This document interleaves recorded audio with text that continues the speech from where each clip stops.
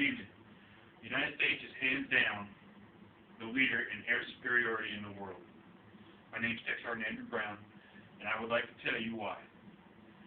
The reason for this is a combination of pilot skill and very technologically advanced aircraft. Using these two elements, the 27th Fighter Squadron out of Langley Air Force Base was the first combat-ready Raptor squadron. The purpose of this brief is to inform you of the greatest squadron and multi-role fighter in the world. During this brief, I'll have two main points. First, being a little bit about the history of the 27th Fighter Squadron, such as when it was organized and some of the aircraft we've flown in the past. Second, I will tell you about the Raptor itself, including some of the capabilities and some examples of the lethality of this aircraft. Now that we know what we'll be talking about, I intend to relate to you, and I will start diving right into the history of the 27th Fighter Squadron. Originally organized as the 27th Aero Squadron on 15 June 1917, and then again named the 27th Aero Squadron, the 27th Aero Squadron on the 23rd of June 1917.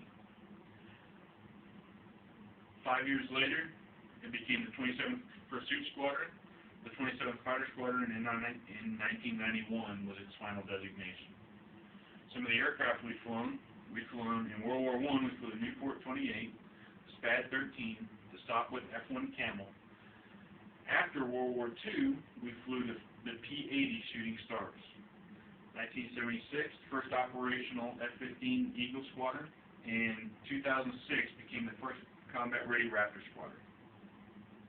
Now that I've told you a little bit about the 27th Fighter Squadron and some of its history and some of the aircraft flown, I'll tell you some of the conflicts we participated in. I'm going to give you some examples of the Raptor's lethality and its capabilities. This part of the brief is unclassified. When it comes to air-to-air defense, the Raptor can hold 6 AIM-120C missiles, 2 AIM-9 missiles. When it comes to air-to-ground, it can hold 2 1,000-pound JDAMs and 2 AIM-9s and 2 AIM-120Cs.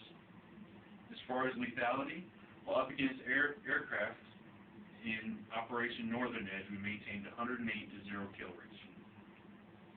Hopefully, I have presented you with some of the information that has filled some of the information needed to fill some of those burning questions you've had about the Raptor and its capabilities.